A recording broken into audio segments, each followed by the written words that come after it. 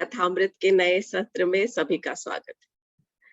ओम अज्ञानतिमिरान्धस्य ज्ञानाञ्जनशलाकया चक्षुरुन्मिलितं येन तस्मै श्री गुरुवे नमः। वाञ्छकल्पतरुभ्यश्च कृपा सिन्धुभ्य एव च पतितानां पावनेभ्यो वैष्णवेभ्यो नमो नमः। हरे कृष्णा कृष्ण कृष्णा हरे हरे, हरे राम राम राम हरे हरे। आज की कथा बहुत इंटरेस्टिंग और अलग है। विश्वामित्र मुनि की कहानी है, जो बहुत ही अद्भुत कहानी।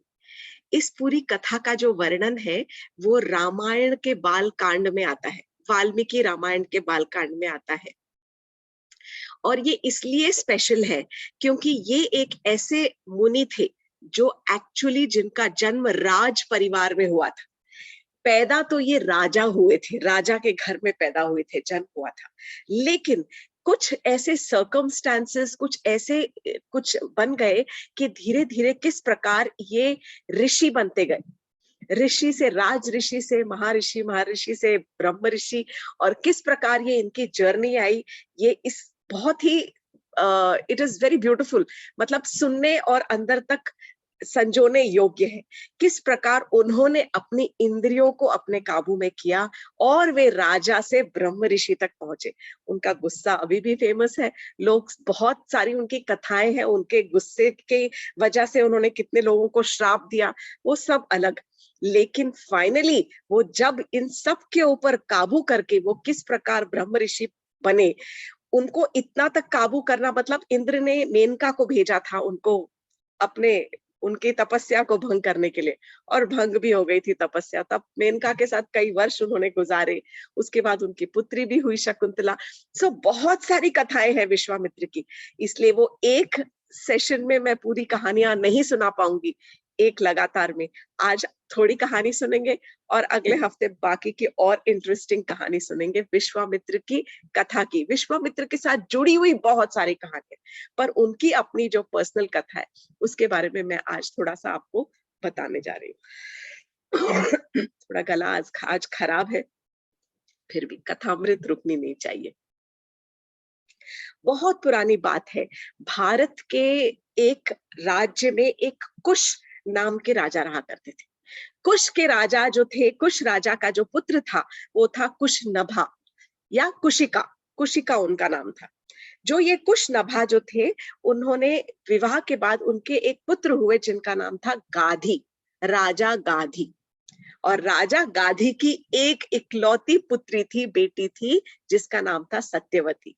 ये वो महाभारत वाली सत्यवती नहीं है जो कि जिसने महाभारत में जो लीनेज में हम सुनते हैं, वो सत्यवती नहीं है।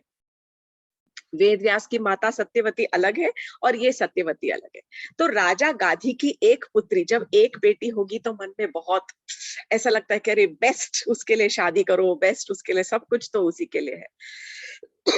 सॉरी।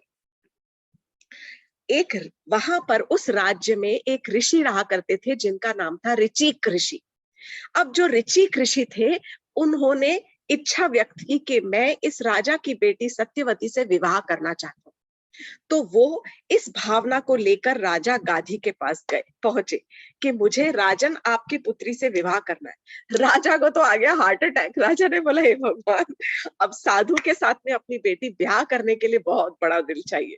सबसे पहले तो हर एक बाप का, मैंने बताया, हर एक पिता का ये होता है इच्छा कि मेरी बेटी बड़े घर में जाए, संपन्न परिवार में जाए, खुश रहे, समृद्ध रहे। और यहाँ एक इकलौती बेटी, बेटा भी नहीं था, एक इकलौता जो संतान थी, और उसको शादी ब्याह करने के लिए एक ऋषि आ गए। तो उन्होंने एक कंडीशन लगा दी कि बोले, ऋषिवर, अगर मन में आया कि अगर मैंने इनको रुष्ट कर दिया तो ये तो श्राप दे डालेंगे।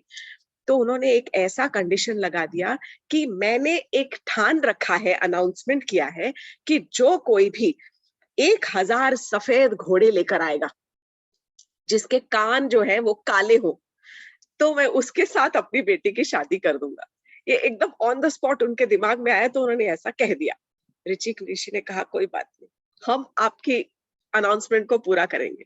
वहां से जो ऋषिक ऋषि गए वो सीधा वरुण देव के पास गए। वरुण देव की सहायता से उन्होंने वो 1000 घोड़े जमा कर लिए, इकट्ठे किए, प्रकट किए वरुण देव ने। ये होता है तपस्वियों का योगा का बल, योग बल जो कहते हैं।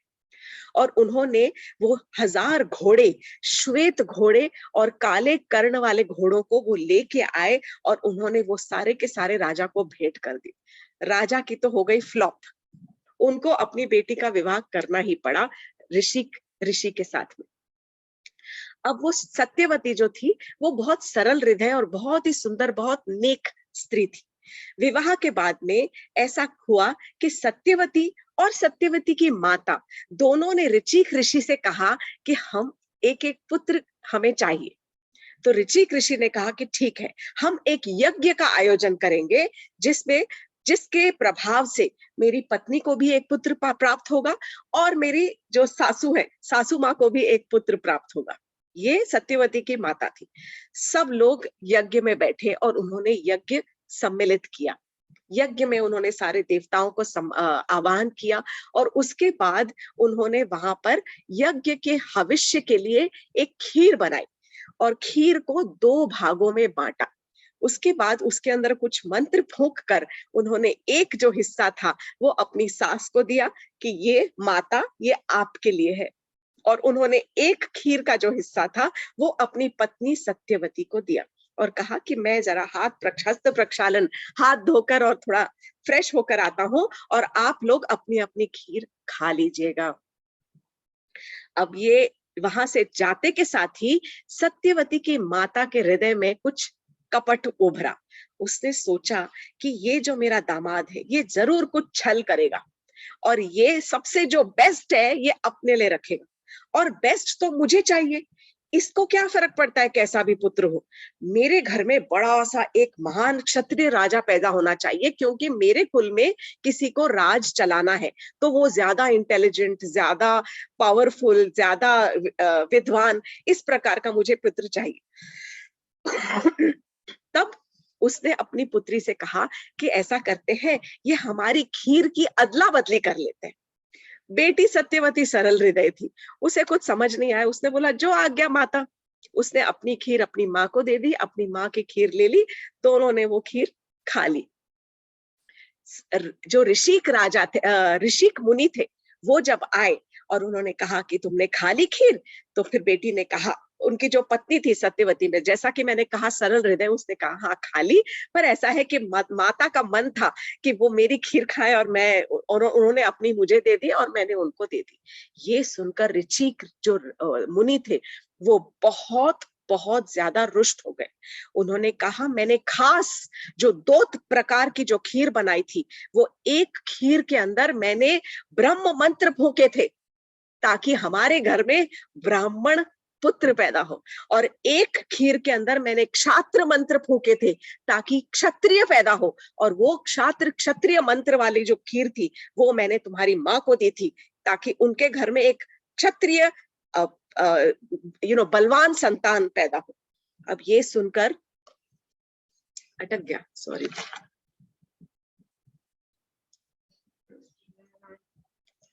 आई थिंक अटक गया है। हाँ, सो ये सुनकर उनको बहुत ये सुनकर जो सत्यवती की जो माता थी उनको बहुत बुरा लगा। मतलब वो बहुत दिल में उनके ग्लानि महसूस हुई, बहुत शर्म आई कि अरे मैंने ये क्या कर दिया। पर उसके बाद उन्होंने जो कहा कि अब जो मैंने मंत्र डाला है उसका तो असर होकर ही रहेगा। तब सत्यवती जो थी वो बहुत रोने लगी, बोली मुझसे क्षमा हो गई प्रभु, मुझे तो। तब ऋषि ने कहा कि तुम्हारे सत्यवती, तुम्हारे गर्भ में ब्राह्मण पुत्र जन्म लेने वाला था, परंतु तुमने जो अपनी माँ की खीर खा ली है तो तुम्हारे घर में एक क्षत्रिय पुत्र पैदा होगा, और वो ऐसा उग्र क्षत्रिय होगा कि वो सारे धरती पर विनाश का कारण बन जाएगा। ये सुनकर सत्यवती बहुत रोई, बहुत रोई, बोली नहीं नहीं, मुझे इस प्रकार का संतान नहीं चाहिए, प्लीज मुझ पर दया करो, आप कुछ ऐसा करो कि जो आपके मंत्रों का जो पावर है, जो मंत्रों की जो पावर को आप मेरे पुत्र के अंदर मत डालो, मेरे पौत्र के अंदर चली जाए वो, तो जिस क्वालिटीज की, जिस गुणों की आप बात कर रहे हो, वो गुण मेरे पुत्र में ना होकर और मेरे पौत्र के अंदर हो। ऋषि राजा को दया आ गई, ऋषि को दया आ गई और उन्होंने अपनी पत्नी से कहा, ठीक है, जो भी तुम गुण मैंने जो बोले थे वो तुम्हारे पुत्र में ना होंगे पर तुम्हारे पौत्र के जरूर होंगे। समय पर सत्यवती के पुत्र हुआ और सत्यवती की माता के भी पुत्र हुआ। सत्यवती के घर पर एक ब्राह्मण ने जन्म लिया जिसका नाम था जमदाग्नि ऋषि। सबने शायद नाम सुना होगा। जमदाग्नि जो है वो सप्त ऋषियों में से एक महान ऋषि कहलाए और जमदाग्नि के जो पुत्र थे, जो सत्यवती के पोते हुए, सत्यवती के पौत्र, वो कहलाए कौन? परशुराम, जो कि उग्र क्षत्रिय थे और जिन्होंने 21 बार पूरी धरती में विनाश करा और सारे क्षत्रियों का नाश किया। तो ऋचिक ऋषि की जो वाणी थी वो सत्य हुई। अब जो उनकी माता थी, सत्यवती की माता, उनके घर में किसने जन्म लिया? उनके घर में जो वो पुत्र हुआ वो एक्चुअली ब्राह्मण क्वालिटीज का, ब्राह्मण गुणों का एक पुत्र था, पर वो क्षत्रिय घर में जन्मा था और उसका नाम रखा गया कौशिक। कौशिक जो थे वो आगे चल के ब्रह्म ऋषि विश्वामित्र कहलाए। सो ये कहानी है विश्वामित्र के जन्म की। तो वो एक्चुअली ही वो suppose to be born a Brahmin, वो ब्राह्मण कुल में जन्म लेने वाले थे, वो ऋचिक ऋषि के पुत्र होने वाले थे, पर क्योंकि वो अदला बदली के चक्कर में उनका जन्म हुआ सत्यवती की माता के घर में और वहां पर राजा गाधी के जो पुत्र हुए वही हुए कौशिक राजा। अब ये जो राजा कौशिक थे, ये तो राजा ही थे, बड़े राजा कहलाए, बहुत अच्छे और बहुत नेक राजा कहलाए, बहुत भक्त राजा थे कौशिक। काफी वर्षों तक ये राज्य कर रहे थे। एक बार की बात है कि ये राज्य करते करते अपने सारे आर्मी के साथ में, सारी सेना के साथ में अपने राज्य का मुआयना करने के लिए वो जंगलों में और शहरों में और गांव में निकले। सारे गांव और शहरों का मुआयना करते करते वो जंगलों से गुजर रहे थे देखने के लिए कि मेरे राज्य में सारे साधु संत सब खुश तो है ना। तब वहां पर उनको उनके दर्शन जो हुए, वहां पर वशिष्ठ मुनि के उनको दर्शन हुए।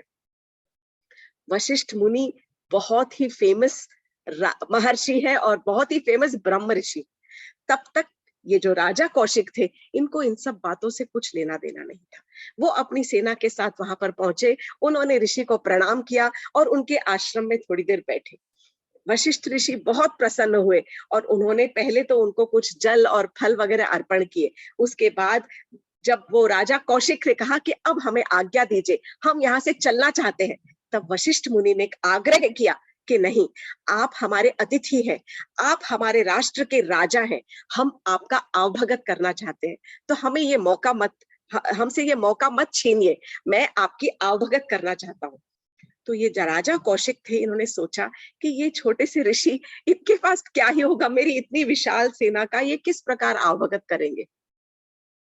बहुत उन्होंने वशिष्ठ ऋषि को समझाने की कोशिश की कि नहीं नहीं, आप रहने दीजिए, हम फिर कभी आएंगे। परंतु वशिष्ठ ऋषि थोड़े से नाराज से होने लगे, बोले नहीं राजन, आप हमें छोटा मत समझिए, हम जरूर छोटे हैं पर हमारा हृदय बहुत विशाल है और मेरा मन नहीं मान रहा कि मैं आपको केवल थोड़े से जल और फल के साथ यहाँ से रवाना करूं। तो जो कौशिक राजा थे वो वहीं पर बैठ गए। बहुत सुंदर सा उनका आश्रम था, हरियाली थी चारों तरफ, बहुत सुंदर विवरण दिया हुआ है उनके, जो आश्रम का विवरण बहुत ही सुंदर दिया हुआ।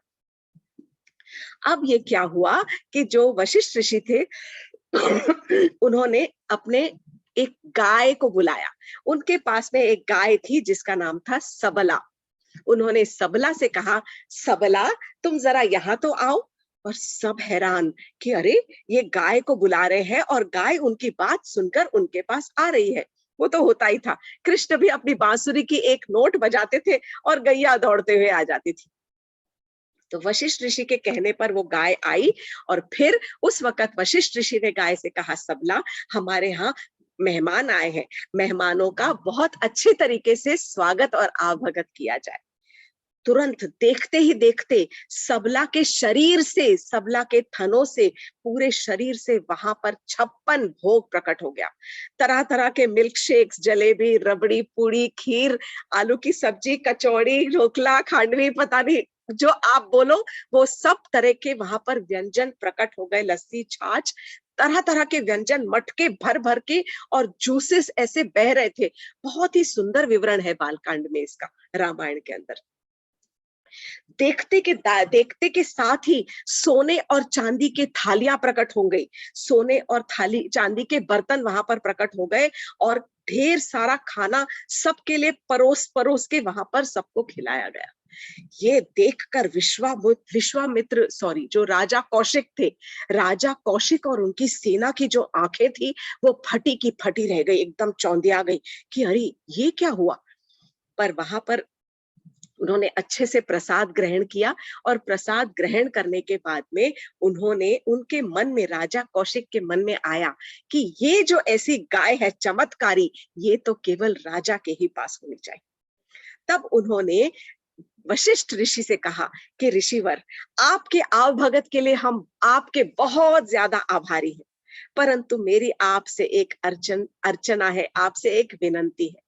ये जो आपके पास जो गाय है सबला, इस गाय को तो राजा के पास होना चाहिए, इस गाय को आप मुझे दे दीजिए, इसके बदले में मैं आपको 1,00,000 गाय दूंगा, दूध देने वाली गाय। वशिष्ठ मुनि मुस्कुराए और उन्होंने कहा, राजन क्षमा कीजिएगा, सबला मुझे अपने स्वयं से भी ज्यादा प्रिय है। मैं इसको 1,00,000 तो क्या, 10 करोड़, 100 करोड़ गायों के बदले में भी मैं इस गाय को आपके साथ में एक्सचेंज नहीं कर सकता। इसके लिए मैं आपसे क्षमा प्रार्थी हूँ। तब आप मुझे और कुछ भी मांग लीजिए, अगर मेरे बस में होगा तो मैं जरूर दूंगा। तब वशिष्ठ मुनि कहने लगे कि इस गाय की, आपको लगता होगा कि मैं ऋषि हूं इसलिए मुझे क्या जरूरत है, परंतु राजन, इस गाय की वजह से हम सारे यहाँ के जो ऋषि हैं, मेरे जो शिष्य हैं, मेरे पुत्र हैं, हम सब मिलकर जो रोज यहाँ पर यज्ञ करते हैं, वो सारी यज्ञ की सामग्री का जो इंतजाम है, वो सब कुछ जो है इसी सबला गाय की वजह से होता है। और यही पूजा जो हम करते हैं, ये हम सारे जो यज्ञ हैं, ये हम जगत के कल्याण के लिए हम यज्ञ कर रहे हैं। तो इसीलिए मैं ये सबला गाय को आपके पास नहीं दे सकता। जो राजा कौशिक थे, उनको गुस्सा आ गया बहुत, और गुस्सा आते के साथ ही उन्होंने अपने सैनिकों को बोला, पकड़ लो इस गाय को, और पकड़ कर खींच कर ले चलो। सबला गाय की आंखों से अश्रु बहने लग गए, और वो बहुत ही बेचारी आंखों से अपने जो मास्टर है, वो वशिष्ठ मुनि की ओर देखने लगी और रो रही है। और जब ये जो नीच व्यक्ति है उनके सेना के, वो उस गाय को पकड़ कर खींच कर ले जा रहे हैं, तब उस वक्त वो जो गाय है वो वशिष्ठ मुनि से कहती है कि हे ऋषिवर, मैंने आपकी क्या बुरा किया, आपसे क्या मैंने गलत कर दिया जो आप मेरा परित्याग कर रहे हैं और आप मुझे बचा नहीं रहे हैं। मैं तो आपकी शरण हूं और आपने मुझे इस प्रकार परित्याग कर दिया है। तब वशिष्ठ मुनि की आंखों में थोड़े से आंसू आए, और वशिष्ठ मुनि ने सबला से कहा कि सबला, मैंने तुम्हारा परित्याग नहीं किया है, परंतु ये जो यहाँ पर जो सेना है, ये जो राजा है, ये सारे राष्ट्र का राजा है। ये थोड़ा दंभी हो गया है, इसको थोड़ा घमंड हो गया है, और मैं ब्राह्मण होने का फर्ज निभाना चाहता हूँ। ब्राह्मण का फर्ज क्या होता है कि मैं सौम्य रहना चाहता हूँ, मैं गुस्सा नहीं करना चाहता, और मैं इसीलिए कुछ नहीं करूंगा। ये अपना कार्य कर रहे हैं क्योंकि ये क्षत्रिय है, ये इनमें पावर है, ये तुम्हें खींच कर ले जाएंगे, पर मुझ में, मैं अपने ब्राह्मण का कर्तव्य निभाऊंगा, और मैं ब्राह्मण धर्म निभाकर, और मैं इनसे झगड़ा और कुछ नहीं करना चाहता हूँ। तुम अगर कुछ करना चाहती हो तो तुम बताओ। तब तब वशिष्ठ मुनि ने कहा, मैं क्या करूं, तुम मुझे बताओ। तब सबला ने कहा, मैं आपकी समझ रही हूँ तकलीफ, आप केवल मुझे सिर्फ एक इंस्ट्रक्शन दीजिए और कहिए कि रुक जाओ सबला, ठहरो सबला, केवल इतना ही कहोगे तो मैं अपने आप को संभाल लूंगी, क्योंकि मैं आपकी हर एक आज्ञा का पालन करती हूँ, मैं आपकी आज्ञाकारी हूँ। तब वशिष्ठ मुनि ने रोते रोते कहा, ठहर जाओ सबला, मत जाओ सबला। ये जब उन्होंने कहा, तब सबला के शरीर से एकदम विशाल काय सेना उत्पन्न हो गई। बहुत सारे हाथी, घोड़े, सैनिक, सारे अस्त्र शस्त्र ग्रहण किए हुए इतने सारे सैनिक उसके शरीर से उत्पन्न हुए। ये एक प्रकार की कल्प, जैसे वृक्ष होता है, इच्छा पूरी पूर्ति करने वाली गैया थी। एक बार कहने से इतने सारे जब सैनिक आ गए, तो वो सारे के सारे सैनिकों का जो राजा कौशिक थे, उनकी सेना के साथ में आक्रमण हुआ और उनके साथ में महाभीषण युद्ध हुआ। इतना जबरदस्त युद्ध हुआ कि सारे के सारे जो सैनिक थे वो डर के वहां से या तो मर गए या डर के वहां से भाग गए। राजा कौशिक के 100 पुत्र थे। उन 100 पुत्रों ने कई बार वशिष्ठ मुनि की ओर तीर चलाकर आक्रमण किया। उस समय सबला ने उनके ऊपर, एक मिनट में, उस समय जो वशिष्ठ मुनि ने अपने आप को बचाने के लिए उन्होंने उनके ऊपर कुछ इस प्रकार के मंत्र फूके कि जो राजा कौशिक के जो 100 पुत्र थे वो वहां पर भस्म हो गए। केवल उनका एक पुत्र बचा। तब राजा कौशिक ने उस एक पुत्र को लेकर अपनी हार मानी, पर अपने दिल पर पत्थर रखकर वो वहां से चले गए और वो कहने लगे कि मैं अब जाकर तपस्या करूंगा और मैं हार मानने वाला नहीं।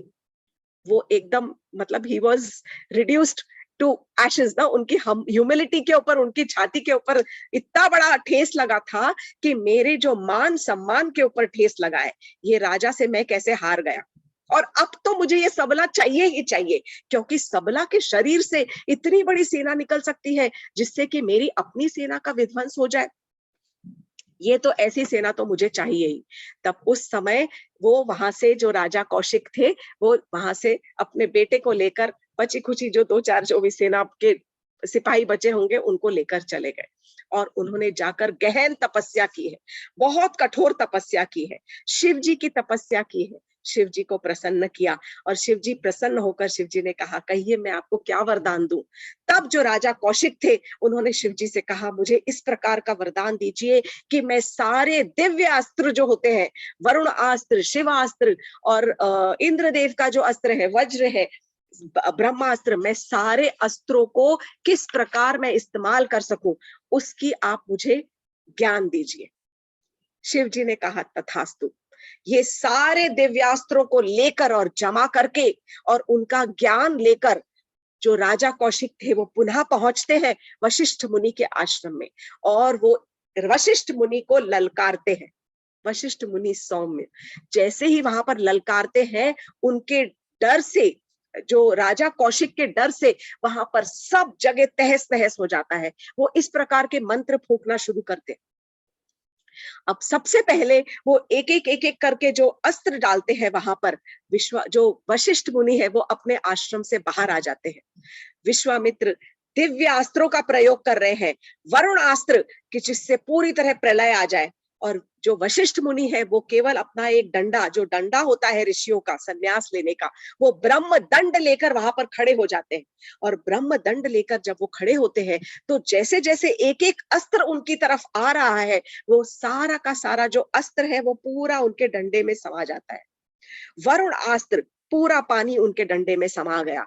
अग्नि अस्त्र, पूरी जो अग्नि की ज्वाला थी वो उनके ब्रह्म दंड के अंदर समा गई। यहाँ तक कि वज्र, यहाँ तक कि ब्रह्मास्त्र, शिवास्त्र, सारे के सारे जो अस्त्र थे, सारे के सारे विश्वामित्र मुनि ने, विश्वामित्र तब तक वो मुनि नहीं थे, सॉरी, जो राजा कौशिक थे, उन्होंने सारे के सारे अस्त्रों का प्रयोग किया और वो सारे के सारे अस्त्र वशिष्ठ मुनि के ब्रह्म दंड के अंदर सारे उसने अपने अंदर समेट लिए।